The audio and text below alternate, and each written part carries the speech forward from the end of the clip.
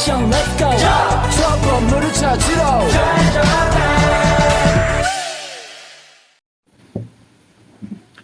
Assalamualaikum warahmatullahi wabarakatuh. Perkenalkan, nama saya Dava Rafiansyah dengan NIM 2310112859 dan rekan sekelompok saya. Nama saya Amanda Aulia Mirani dengan NIM 231011200839. Nama saya Muhammad Rizky Noval, NIM-nya 231011201507. Saya Syakila El Parija dengan NIM 231011200853. Saya Dila Dwi Astuti dengan NIM 231011200832. Yang terhormat Ibu Purwatiningsih SPD MMMAK dan teman-teman sekalian. Di sini kami akan menjelaskan materi model-model e-bisnis, mata kuliah e-bisnis. Materi pertama akan dijelaskan oleh rekan saya yaitu Amanda. Oke, pada kesempatan kali ini, saya akan menjelaskan tentang apa sih e-bisnis itu. E-bisnis merupakan kegiatan bisnis yang dilakukan secara otomatis dengan memanfaatkan jaringan komputer dan teknologi atau internet, sehingga perusahaan itu dapat langsung berinteraksi dengan customer, supplier, ataupun juga rekan bisnis. Pada zaman sekarang, e-bisnis sangatlah berperan dalam kehidupan sosial masyarakat, karena secara sadar atau tidak, kita pasti pernah menggunakan e-bisnis. Saya akan menjelaskan model-model e-bisnis. Jenis e-bisnis adalah sebagai berikut. 1.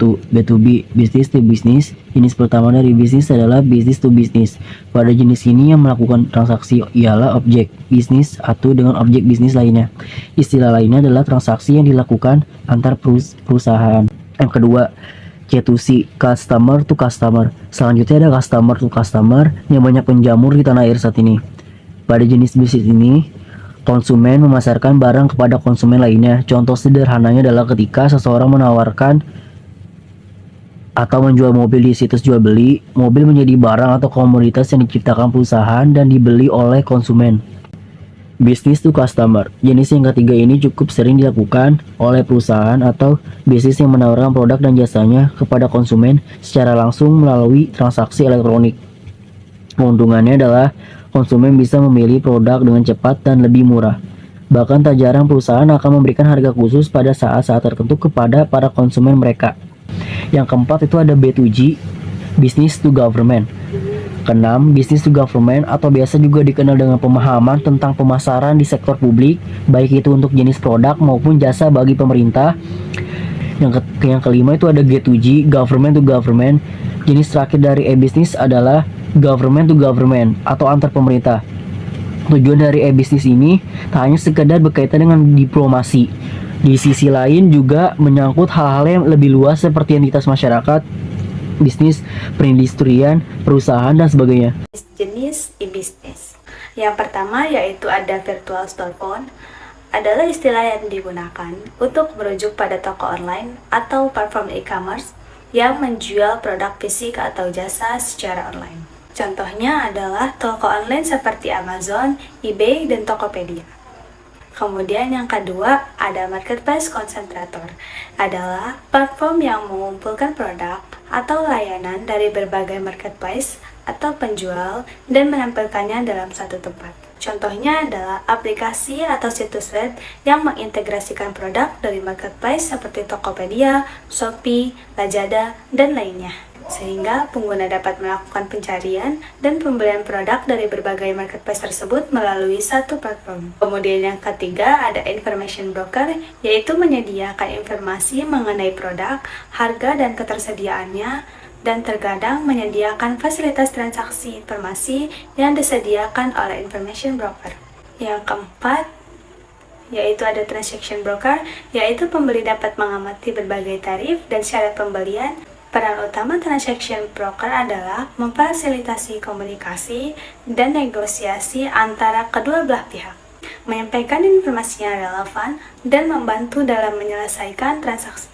Mereka tidak memiliki kewajiban untuk memberikan nasihat atau mewakili kepentingan khusus dari salah satu pihak, melainkan bertanggung jawab untuk memastikan bahwa transaksi berjalan sesuai dengan ketentuan yang disepakati oleh dua belah pihak. Kemudian yang kelima ada electronic clearinghouse, yaitu menyediakan suasana seperti tempat lelang produk, di mana harga dan ketersediaannya selalu berubah tergantung pada reaksi konsumen. Electronic Clearing House dapat digunakan untuk berbagai jenis transaksi, termasuk pembayaran tagihan, transfer antar bank, pembayaran gaji, dan pembayaran e-commerce. Yang keenam ada reverse auction, yaitu konsumen mengajukan tawaran kepada berbagai penjual untuk membeli barang atau jasa dengan harga yang dispesifikasi oleh pembeli. Keuntungannya antara lain adalah potensi untuk menghemat biaya, meningkatkan efisiensi dalam proses pengadaan, dan meningkatkan transparansi dalam proses seleksi penjual. Namun, ada juga kekhawatiran bahwa dapat mengarah pada penurunan kualitas produk atau layanan jika penawaran berusaha untuk menurunkan harga. Kemudian yang ketujuh ada digital product delivery, yaitu menjual dan mengirim perangkat lunak, multimedia, dan produk digital lainnya lewat internet. Keuntungan dari digital product delivery adalah kemudahan akses dan distribusi produk, biaya pengiriman yang rendah, dan kemampuan untuk mencapai pasar global dengan cepat. Yang keempat ada content provider, yaitu yang memperoleh pendapatan melalui penyediaan konten, pendapatan yang dapat dihasilkan dari biaya langganan atau biaya akses. Content provider memiliki peran penting dalam industri media dan hiburan digital, karena mereka menciptakan konten yang menarik dan bermanfaat bagi penggunanya. Kemudian yang terakhir atau yang kesembilan ada online service provider, yaitu menyediakan layanan dan dukungan bagi para pemakai perangkat lunak dan perangkat keras.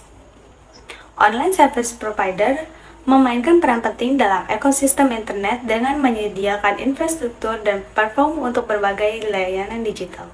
Mereka membantu memfasilitasi komunikasi, kolaborasi, dan transaksi antara pengguna di seluruh dunia.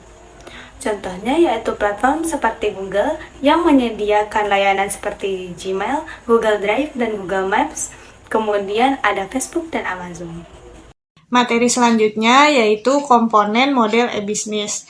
Komponen model bisnis menurut Alexander Ostenwalder dan Y.V. Spigner dibagi menjadi 8 komponen. Yang pertama ada customer segment. Dalam menjalankan roda bisnis, pertama, sebuah perusahaan harus menetapkan siapa yang harus dilayani atau pelanggan. Perusahaan dapat menentukan akan melayani satu atau bahkan lebih dari satu segmen.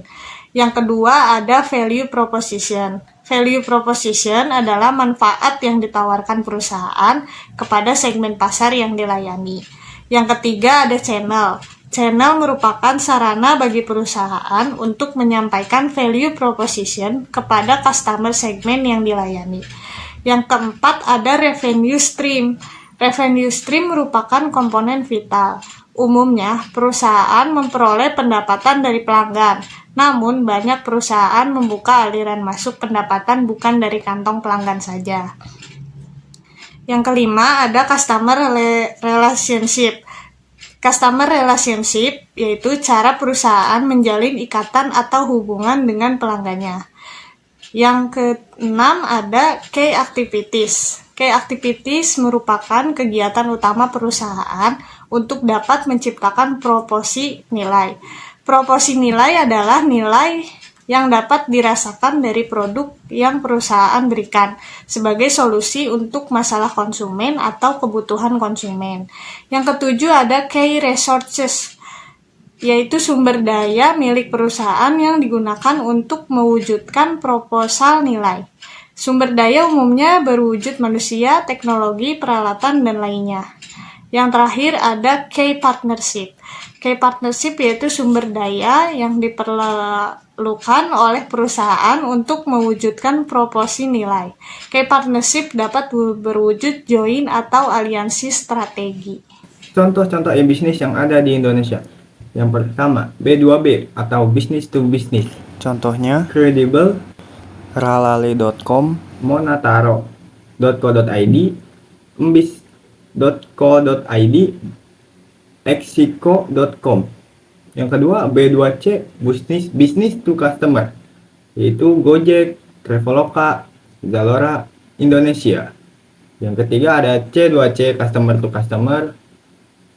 Contohnya yaitu Shopee, Bukalapak, Lazada, Tokopedia, dan TikTok Shop. Yang terakhir ada B2G, yaitu business to government. Contohnya yaitu Embis. Materi yang terakhir adalah contoh e-bisnis yang ada di dunia, yaitu Interlink. Interlink adalah sekelompok internet aman yang digunakan oleh komunitas intelijen Amerika Serikat. Jaringan teknik pertama didirikan pada tahun 1994 untuk memanfaatkan teknologi internet. Meskipun tidak terhubung ke internet publik dan layanan untuk mempromosikan penyebaran intelijen dan alur kerja bisnis. Sekian penjelasan dari kelompok 2, kurang lebihnya mohon maaf. Wassalamualaikum warahmatullahi wabarakatuh.